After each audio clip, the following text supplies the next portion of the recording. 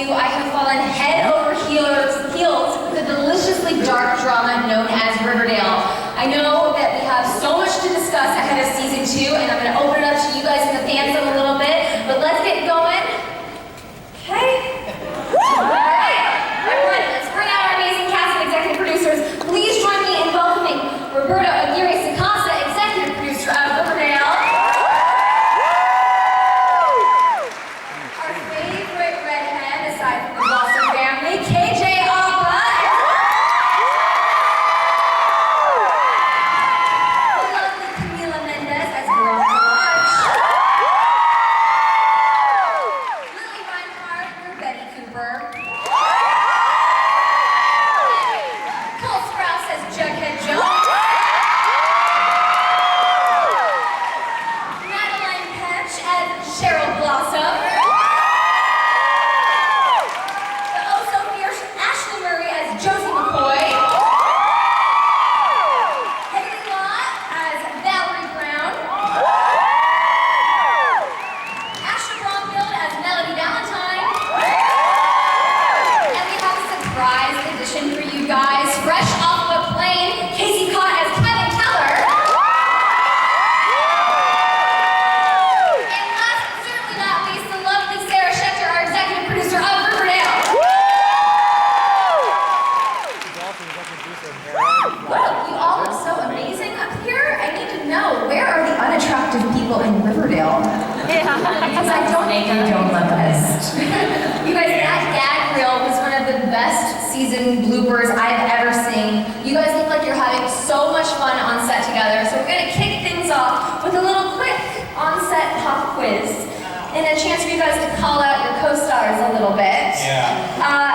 Who on the cast plays the most pranks on set? Cole Sprouse? Yeah. KJ? KJ for sure. Cole and KJ. Not really pranks though. We also, we have a new Reggie for season 2. Charles? Named Charles. Charles, okay. Awesome. And he has immediately solidified himself as pranks. Who breaks into giggles in the middle of the scene the most? KJ. KJ. Lily. Oh, Lily Diva. Together. That's true. Who can always be found snacking on food at Crafty? Camila. Me. KJ. KJ, dude. KJ has like a warrior's gut. He consumes so much food, it's almost disgusting. Should play I had 5 donuts. Who's most guilty of constantly taking selfies in between takes? Madeline. That's fun. And last but certainly not least, with this cast, I gotta know, who's singing the most on set? Lily. Not me. I sing the most actually. Oh my gosh. Actually, we sing a lot, like in the green room. We're always just like, We're always breaking out into this. Cole loves it. Cole loves it when he goes start singing. Yeah. He needs it. We have so much goodness for season 2 to talk about right now, but of course we have to address the biggest finale cliffhanger. Fred Andrews was shot. We do not know what is going to happen, but I do know that Roberta and Sarah can chime in and give us a little tease as to what we're going to see in the season 2 premiere. I think we're going to find out Fred's ultimate fate at the end of the premiere. You saw a little clip there with Archie bringing Fred to the hospital. The first episode is basically Archie, the gang, all of the town sort of sitting, waiting to find out what's going to happen with Fred, and it will be revealed at the end of the first episode. We're all pulling for him, though. Well, KJ, how is Fred getting shot going to affect Archie's worldview? He's typically such an optimistic guy, but now his BFF is going to a new school, his dad just got shot. Are we gearing up for dark Archie? 100%. Like Roberto said, Archie's pretty much freshly dealing with Fred being shot in that first episode. So there's a lot of things going on, and there's almost a switch that goes off. And I think 100% it's a completely different side to Archie that we haven't really seen yet. So yeah, it was when I read that first episode, I was happy because I knew that it would be. How are you going to juggle football, music, and your dad?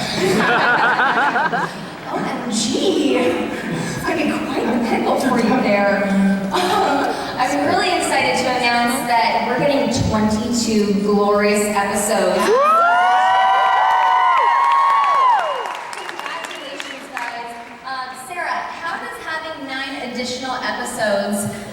of the writer's room? Do you have more room to play this year? I think it's funny, we thought that we'd have a ton of room to sort of do one-off episodes and sort of like Ferris Bueller's Day Off, but there's so many great characters and there's so many stories to tell that it's the same. I think it's just more of that kind of pedal to the metal, aggressive storytelling and juggling all these characters. And what's so fun is seeing different characters interact, and that's one of the things we'll have the chance to do with more time.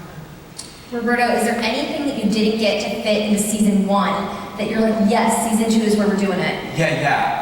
I think the biggest thing is, like Sarah said, we have a huge cast, and we're going to get to see more. We're going to see more of Kevin Keller this year. We're going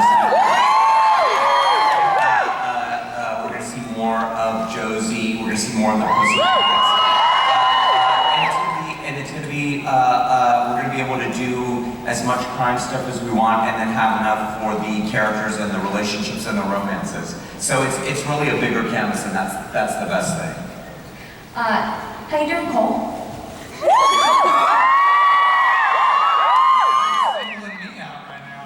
Because it's time to talk about Jughead. He's going to a brand new school this year, and when we last saw him in the season 1 finale, he put on a Southside Serpents jacket. Yeah. What's his mindset as he's going into season 2?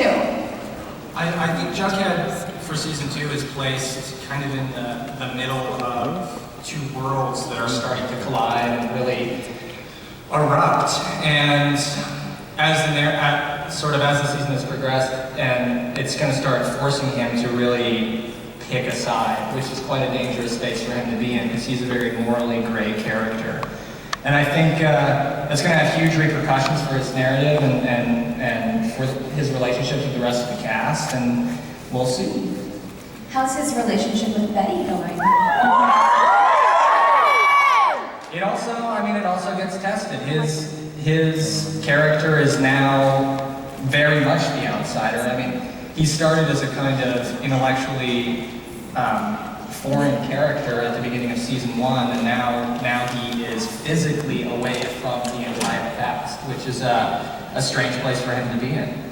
Well, we saw when he was over at the new high school, he surprisingly was fitting in really well. Do you think that he's going to be embracing the Serpents and embracing these new students as kind of like a newfound family?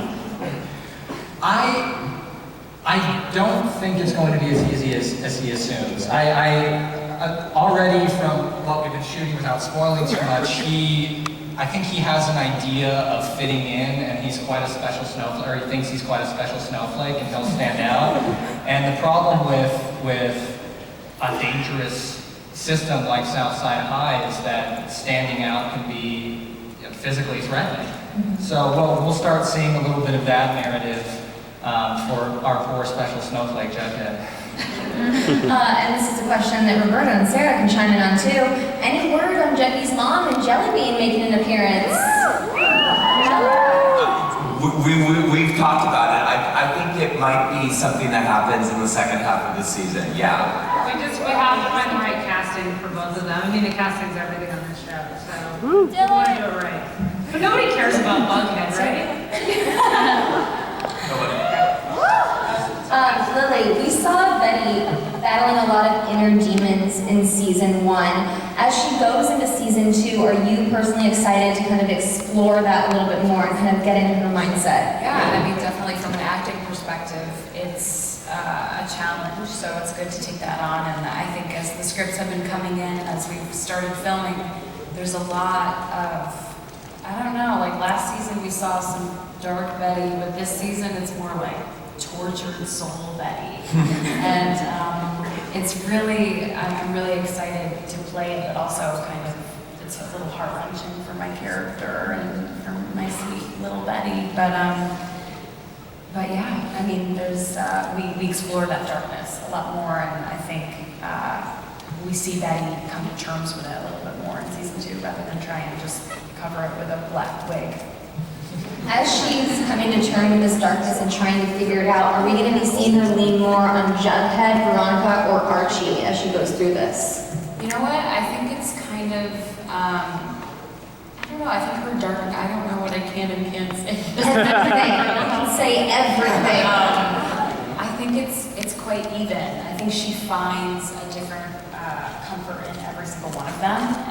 But I do think you definitely see more of Betty and Archie's friendship and their support system, and that they are, they have been best friends their whole lives, and that's something that you really get to see in season 2, which, makes me happy because it just kind of gives a little bit more background to these two people who grew up next to each other. And as much as I love Betty's signature iconic ponytail, are we going to get to see her let her hair down a little bit this year? You really hit the third rail right now. Really? Yeah, we will see Betty loosen her ponytail a little bit more this season. I always say to Lily, I was like, it's iconic, you have to wear a ponytail. Yeah. And Lily's like, I have a headache from wearing it. Camila. Valentine. Oh, wow, how very on brand. How very Veronica of you. Hiram's home. We have Mark Consuelos coming on in season 2. First of all, I gotta know, what was it like welcoming him into the Lodge and family? It was effortless. Honestly, he blended in as soon as he got here. And he plays the role with such confidence and subtlety. Like, he's not like trying to push this Godfather-esque character. Like, he just is so calm and collected. Because at the end of the day, he's a businessman and he knows how to like put on a face and like charm people. But the whole time, I'm still suspicious. I don't know. I was gonna say, how would you describe their father-daughter bond? It's layered. I think there's a side of Veronica that really wants to know that he's better now or that he's gonna try to be a good person.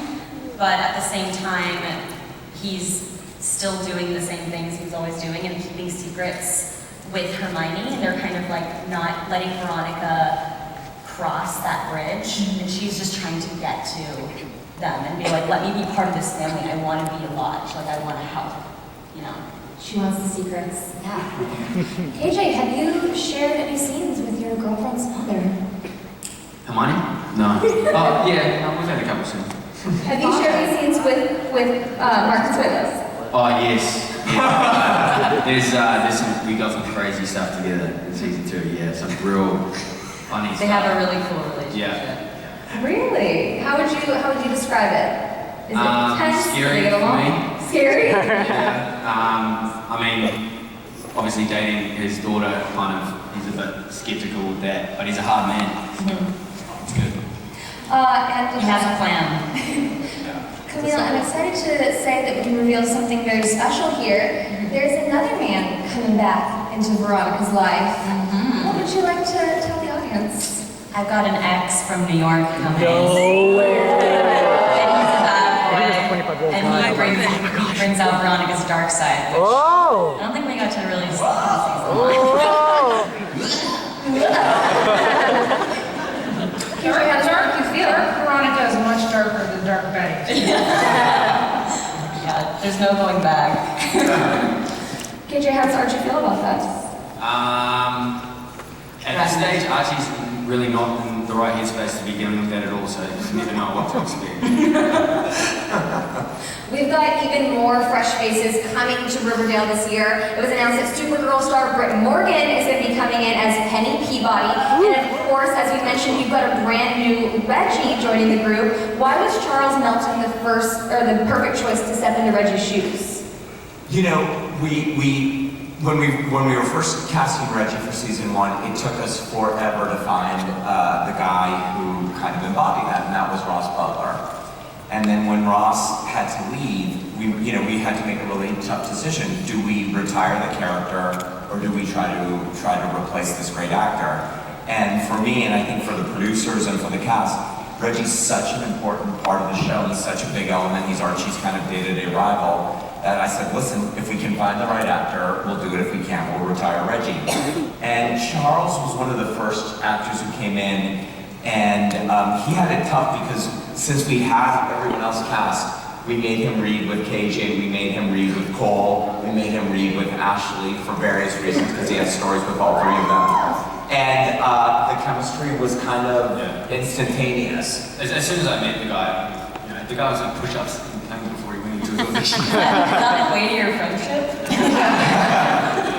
No, he's perfect for it. He completely embodies the character. He really is. Is that why you like to play so many pranks on him?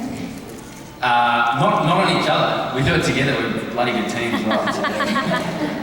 And I'm also pleased to announce that there is another new character coming to Riverdale, Tony Topaz. Joining the group, you'll know her from the Archie comics. Sarah, what can you speak to about Tony and who will be playing her?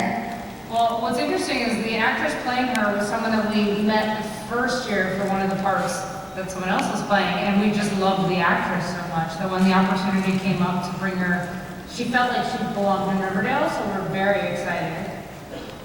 And she's played by Vanessa Morgan, my best friend. How would you describe her character? Where does she fit into this world? Tony Topaz is a student at Southside High. She's a Southside Serpent. She's sort of Jughead's guide into the serpent world. And there's a lot about her that makes it seem like, almost like we jokingly say that she's got a lot of the same interests as Jughead, so it's almost like she's like a female Jughead. So she's trouble. She's trouble. Trouble in what way, Roberto? I think she's trouble getting Jughead into this gang. I think she might be trouble for Bughead. I don't know. Interesting. I can hear the boos and hisses in the audience right now. Now, the interesting thing about Tony Topaz is that in the comics, it was hinted that she could be bisexual. Sarah, is this something that we're also going to be exploring on the on-screen version? Yeah. Yeah, no, I mean, she's sort of, that's something that's in the comic books and has been for a while. And we thought it would be really, really fun to have a bisexual character from the comics on the show. So she's going to be trouble for a lot of the people on this panel. Which leads us to our romance checkup. I understand that we're getting some new love interests and some new love. Hey, how you doing, Kevin? I'm good. What's going on for you? Any word on Joaquin? You know, I think Joaquin got on that bus. I don't think he's going to... Why am I taking? You know, I think the first few episodes are really fun for Kevin to kind of deal with that heartbreak in a very wonderfully written way by the writers and producers. So it's going to be really fun to show that. And then I do think there's going to be a new love interest that comes into play eventually, which you have to ask Roberto about that. He has to heal his heart first. Yeah, he's a delicate soul, as you guys know. So. What do you think that Kevin looks for in a guy? Remember, there's children in the audience. You know, I think I think Kevin learned a big lesson with Joaquin. Not that he's not going to learn that lesson again, but someone that is interesting and authentic in themselves and different, in the same way that Kevin is in many ways. Pretty much that, I would say. Ashley, the last time you and I talked, we kept campaigning that we needed a love interest for Josie, and I understand you might have some news for us. I might. Josie might be batting a couple of eyelashes at Reggie Mental. But we'll see. Anybody else on the panel getting any new loves? Or want to throw that out there right now? Roberto? Well, Cheryl Blossom really had the, obviously with Archie's dad fighting for his life, it's a serious situation, but poor Cheryl, nobody's family went through a worse season 1. She's got a lot of healing to do. Are you up for that, Madeline? Dude, the baby crying in the audience right now is like the perfect soundtrack to For the Blossoms. We're going to talk about the babies, don't you worry. Got it. I think when your father's a wig-wearing monster, it's hard to find appropriate love interest. Yep, that's the truth. Let's check in with Betty and Jughead. They've had such a lovely evolution in season 1 together. We got these I love yous in the finale. What would you guys like to see from them in season 2? Well, I think, honestly, with Jughead kind of going south side and stepping into serpent territory. It's very scary for Betty. She doesn't want to lose her man and also doesn't want him to get into any danger. And I think it becomes a little bit of a Romeo and Juliet situation that she hopes has a happy ending. They both do.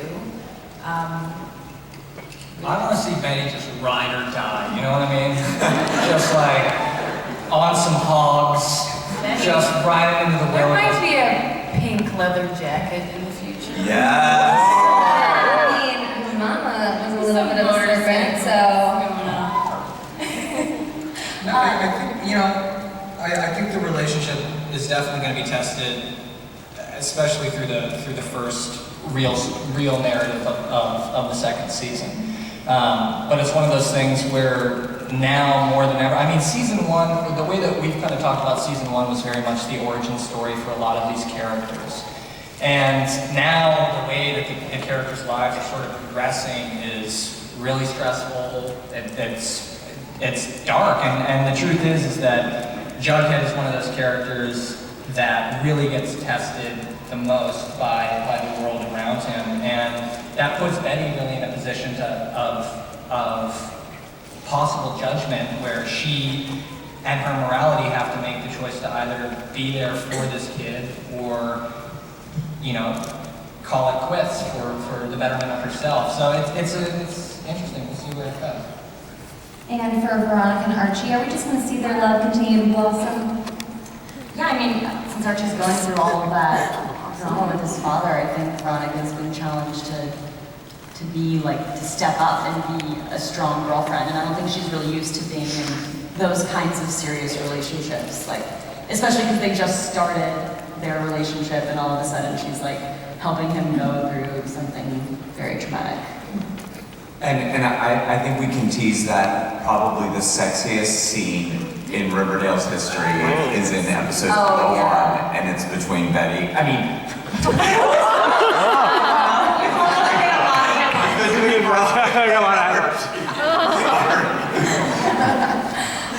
It is quite steamy. It's very steamy.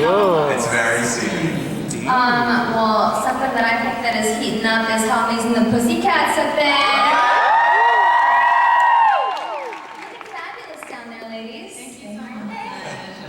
What has it meant to you three to be the modern day representation of such an iconic group?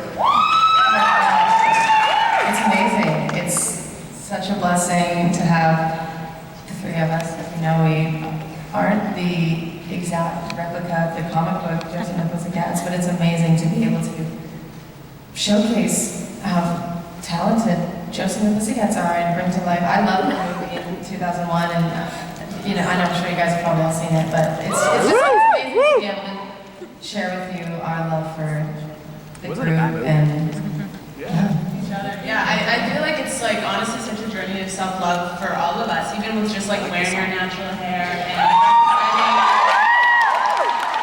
like it's been so confirming and such a blessing because it's not all the time you get the opportunity to do that, especially on TV, so we're really grateful for that. All this hair. It's an amazing opportunity. Yeah. What type of musical moments can we expect in season 2? Lots. Well, we do something super iconic. Episode, is it 202? 202, we are literally singing the dopest song ever. I won't give it away, but everybody knows it. Like, it's a classic, so. It's really good. Are you guys just like slipping notes like under the writer's room being like, I'd like to sing this song next? We just sing them on set all day, 12 hours. And Ashley, are we going to be seeing any more dynamics with Josie and her family? Because her mom is the mayor. She's quite powerful. I'm really hoping so. I think we are, specifically with Josie and her mom. I'd like to see some more interaction with Josie and her father, because I think that plays a big part in who she is and who she's going to decide she wants to become. So yeah, I mean, I'm really hoping that there's more family interaction. Yeah, there's definitely, we all love Robin Gibbons, who plays Mayor McCoy and Josie's mom. I mean, she's incredible. So we definitely have big stories planned for her and Josie, because they're also going to be tested this season. And just real quick, Veronica, you still rocking those Pussycat ears in season 2? I am. Yes. Veronica's still a pussycat. Yeah! Love to hear that. Madeline, you burned down Thornhill. Yeah. Season 1 finale. Girl, where do you live in? Where's Nana Rose? That's a solid question, Paul. All of which will be revealed in season 2. I do have a house somewhere. Sort of. And Well, in that teaser trailer, we saw a very chilling scene. What was it like playing that, and what can you tease about what Cheryl's going to be going through with her Blossom family? Well, Cheryl gets colder and meaner in season 2 because of all the things that happened in season 1. But she takes the reins back from her parent, just the one. She takes the reins back and she starts taking control of her life a lot more, which I think is going to be fun for her to do. She needs that. Well, and we've got some babies on the way for the Cooper and Blossom families. I gotta know, how do you guys think that Cheryl and Betty are gonna be as aunties? I actually think we're gonna like have a lot of fun. We have a very interesting dynamic on the show. In season 2, Is that we're gonna have to have babies on the set? relax. Look, I started as a baby. I can tell you were horrible. I also started as a baby. Well, that actually leads me into my last question before we open it up to you guys in the fans, in the audience right now. Instead of the classic cliche that a lot of other teen shows have done in the past of pitting girls against each other, it's so nice to see that Riverdale has so many beautiful female friendships and they're genuine. What is it like for you guys to be able to have those relationships on TV and be able to show that to the girls out there? Episode 205, let me just say, is like a really big, like, girls sticking together. This Nick St. Clair guy, the ex-boyfriend that comes into town, he does some really bad things. And it involves Veronica and Cheryl. And because of that, it brings all of the girls together to kind of like fight it. It's kind of in the same light as episode 3 in season 1. It's something that Roberta and I talked about from the very beginning, which is that dynamic of girls fighting each other is just not interesting. It feels very played out. And I think it was important to us. All the women on the show are very different, you know, but they all find a way to get along because that's what women in this world need to do. So. And even Veronica and Cheryl, who like obviously are always going head to head, they still find a way to support each other, which I think is. But you know, deep down, Cheryl just really wants to be a part of the gang. Like that's Exactly. I think she does. We're going to open it up to you guys in the audience right now. I can't really, there you are. Oh, wow. Hi. What's your name and what's your question? Hi, I'm Zoe and I'm from New Zealand. No way. Whereabouts are you from? Sorry? Whereabouts? Auckland. Legend. So my question is, with KJ as the New Zealand rock state, I was wondering if the rest of the cast members have picked up any Kiwi slang. oh my god. Oh yeah. King for feed? Mint. King for feet. King for Legend. Legend. None of these people are going to understand this stuff. I don't want to encourage him, so no. I've had to change. I kind of, as soon as I started working with these guys, the first week was gnarly for me. I had to really cut down on the old New Zealand slang. You have to assimilate. Exactly. What's your name and what's your question? Hi, I'm Grace. yeah. My question is for everyone, and if there's any traits from another character that you like your character to have, what are they? Also, Cammy, you're my spirit animal, and Lily is Daddy. I just want to be as ripped as Archie. I think Chuck is beefcake. You have to make it to Cheryl first. Yeah, I have to cut down. Outspoken as Cheryl. I like Betty's kindness. Maybe. I love Camo's confidence. I feel like Veronica's like so confident. I like that.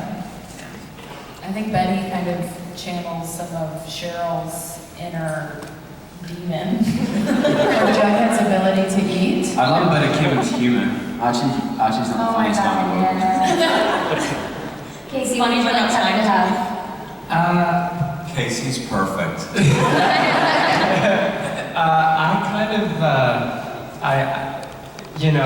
That's a good question.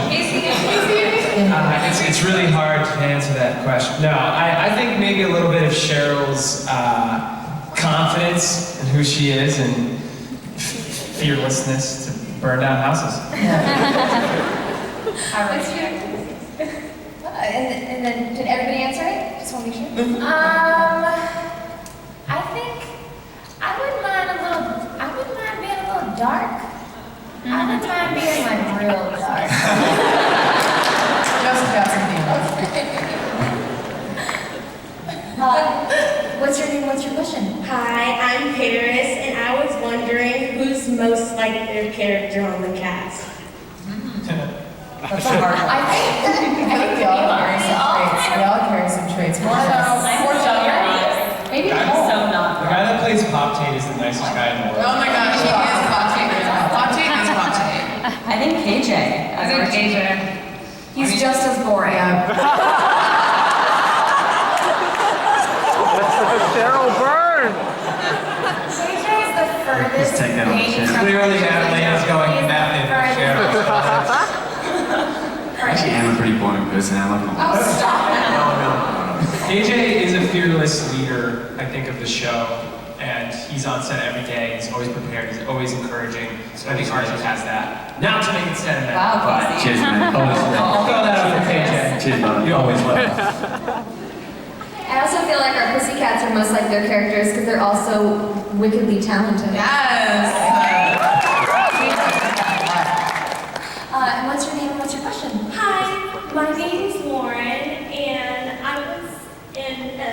and my question is, if you could be any other character besides yourself, who would you be and why? I would be Jughead because, like, burgers all the time. No, dude. 16 burgers deep into 3 takes is not something you like.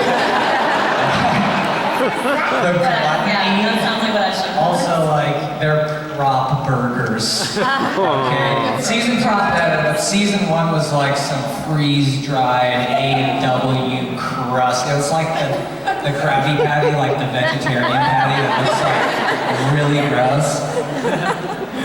You're the chum bucket. But how are the milkshakes? So much better. This season, they're actually way better. They're actual milkshakes. We had like real milkshakes. They were like, It was like Pedialyte or something. No. Ensure. Besides being Jughead, would anyone else want to step into anybody else's shoes? I would love to be Betty. I love Betty's vulnerability. I think it's beautiful. She wears her heart on her sleeve, and I think that's really fun to play too. I think it'd be really fun to play Cheryl. Yeah, Yeah. What's your name? What's your question? Hi, I'm Gabby, and I was just wondering if any of the actors had read the original comics and if they took anything from those characters to put in their characters now. Of course. Yes. My mama had a huge box of comics. She still has them, and she's had them since she was a teen, and I went nuts on them. So I still have them, and I think a lot of us are big fans of them. Yeah, on the pilot, I read so many comics, so I was like, oh, they're probably gonna copy the storylines, and then they didn't. Voice to reading, but I think it would be really inappropriate not to read any of the comics as we play these characters, so that should be said. But also, we were given a tremendous package of research materials when we got the parts. I was not. I need to research on my. Still waiting. Right, I'm still buying the comics, you know what I mean? But yeah, the good thing is that Archie's been around for 75 years, which gives us as actors tremendous potential to dive in and cherry pick character traits that we want to fit into a show like this. So in terms of being able to do research, we have the huge benefit of having the largest source material that we could for these characters, which we've all used quite a bit. And Roberto is the single biggest Archie fan in the universe. The best story. It's funny, every time we do a storyline in Riverdale and we're like, okay, well that was never done in the comic books. Cole or someone emails me a panel, and it's literally, it's been done because there are hundreds of thousands of stories. Yeah. So even someone last year sent me a picture of like Archie kissing the old Miss Grundy in the comic books. We have time for one more fan question. What's your name? What's your question? Hi, my name is Johanna, and first I wanted to start off by saying I'm repping the Southside Serpents. Somebody play Believer. And I also made this jacket, just so you guys know. So my question is there any rituals that you guys do before you go on set? Like, To like get into character. yeah, to get into character. I sing to myself. I listen to Highway to the Danger Zone. It's a pumped up. Really for anything. I don't eat. I'd be hungry as hell when I walk in the box. I feel like putting on my red lipstick is ritual enough. Lots of coffee. Yeah, lots of coffee, lots of tea. We have an amazing craft tea. There's always like fresh ginger tea. It's amazing. I think the best thing is running lines in the makeup trailer with the other cast. That's really what gets me in. And then we just keep doing it over and over again until it's like in our blood. Yeah, well, for me, I put up that ponytail and it's And there. the headaches start. She's not good. Put it on the crown is also one of those things where you put on the beanie and it's immediately a character. Yeah, it's funny how objects can do that. Even when I'm not, it's not my take and I'm not on camera, I still ask to have my heels on because there's something about, I can't do Veronica in slippers, like that's just not gonna happen. I mean, in the same way that Southside jacket makes you feel a certain power when you're walking up and asking the question, that goes for all of our wardrobe. And anytime you slip into a character's skin and you have the specific piece of wardrobe, it allows you to channel that character a lot more effectively. I never leave the character, Kevin. All right, guys, we are almost out of time, unfortunately. I wish that we could be chatting with you guys all day. Real quick, though, if you could... Oh, should we... I think there's one more. Okay, what's your name? What's your question? Hi, my name is Charlie. Hey, Charlie. So my question was, in season 1, when Cheryl's underwater and Archie's still breaking through the ice, Cheryl sees Jason as a zombie. Is there going to be anything else in season 2 that's like supernatural like that? Good question. Good question, Charlie. That's a very, very, very good question. You know, I love horror stuff, and I love you know, dreams and jump scares and things like that. So we're always trying to figure out ways to put hints of that in Riverdale.